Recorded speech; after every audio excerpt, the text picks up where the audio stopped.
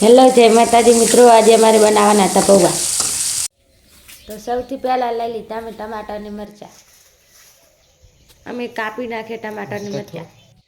અને સૌથી પહેલાં લઈ લીધું છે ખજૂરભાઈનું સિંગ તેલ, અને હું ફોલવા માંડીશું લસણ, અને મેં તૈયાર કરી દીધું મીઠું હળદર અને મરચું, અને તમામ મસાલો તૈયાર કરી નાખી, અને પછી તેલમાં નાખી દીધા ટમાટા અને મરચાં।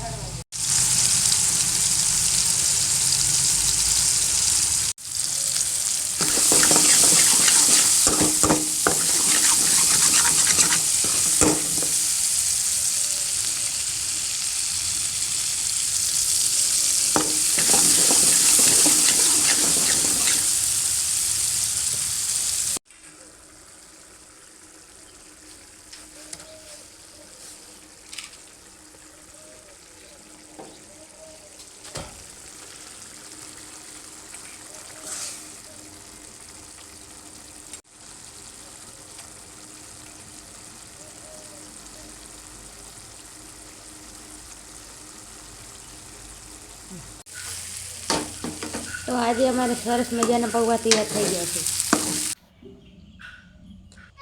જય માતાજી મિત્રો।